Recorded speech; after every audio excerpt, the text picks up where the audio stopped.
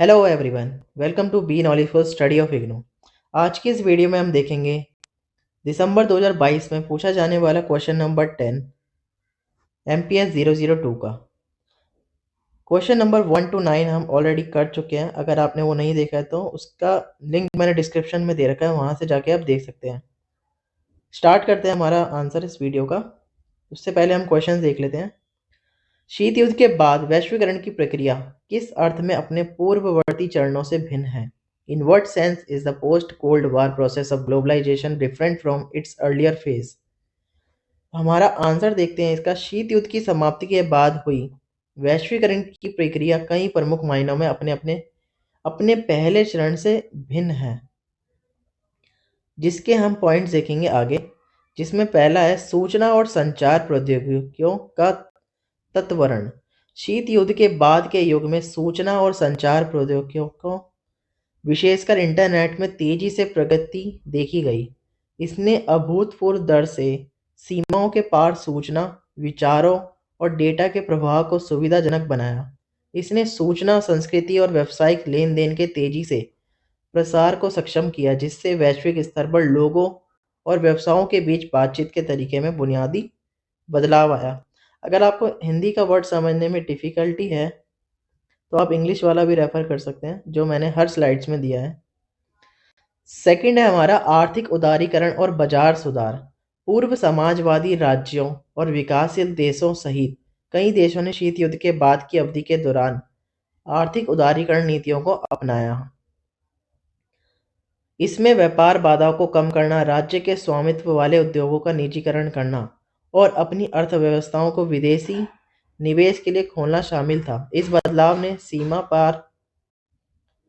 सीमा पार व्यापार और निवेश में वृद्धि के साथ अधिक परस्पर जुड़ी वैश्विक अर्थव्यवस्था में योगदान दिया। थर्ड है हमारा वैश्विक आपूर्ति श्रृंखला। शीत युद्ध के बाद के युग में वैश्विक आपूर्ति श्रृंखलाओं का विस्तार देखा गया। लागत, दक्षता और विशेषज्ञता का लाभ उठाने के लिए कंपनियों ने कई देशों, घटकों और सेवाओं को प्राप्त करना शुरू कर दिया। इससे एक उच्च एकीकृत वैश्विक उत्पादन नेटवर्क का निर्माण हुआ, जिसमें उत्पाद अक्सर विभिन्न देशों में निर्मित भागों से इकट्ठे होते थे।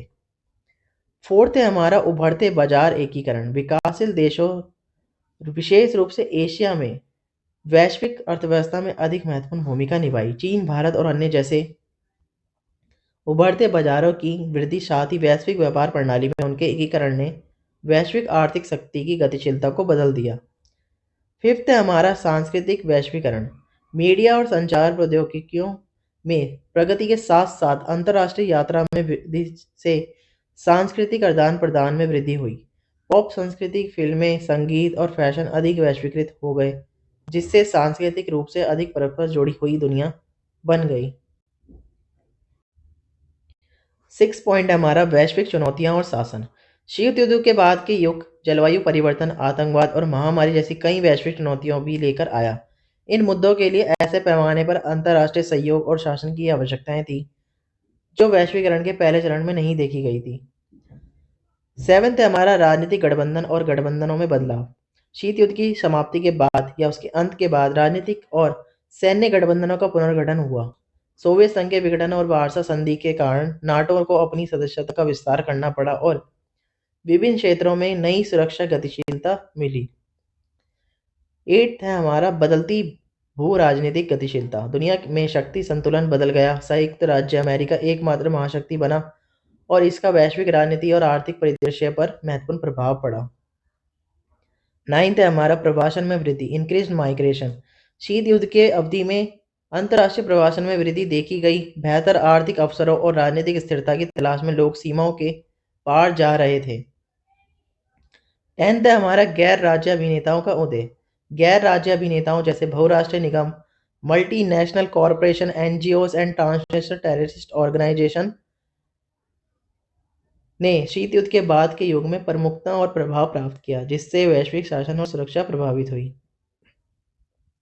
लास्ट में हम इसका कंक्लूजन इन समराइज वे में देखते हैं, जिसमें वैश्वीकरण के शीत युद्ध के बाद के चरण की विशेषता, प्रौद्योगिकी में तेजी से प्रगति, आर्थिक उदारीकरण, वैश्विक आपूर्ति श्रृंखला, उभरते बाजारों का उदय, सांस्कृतिक वैश्वीकरण, नई वैश्विक चुनौतियां और राजनीतिक और भू राजनीतिक गतिशीलता में बदलाव है।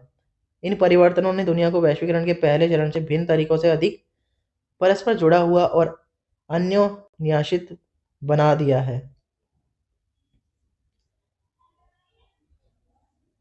अगर आपने वीडियो यहाँ तक देख लिया तो वीडियो को प्लीज़ लाइक करें, शेयर करें और चैनल पर नए हैं तो प्लीज़ चैनल को सब्सक्राइब करें, या आपने चैनल को नहीं सब्सक्राइब करा अभी तक तो प्लीज़ सब्सक्राइब करें।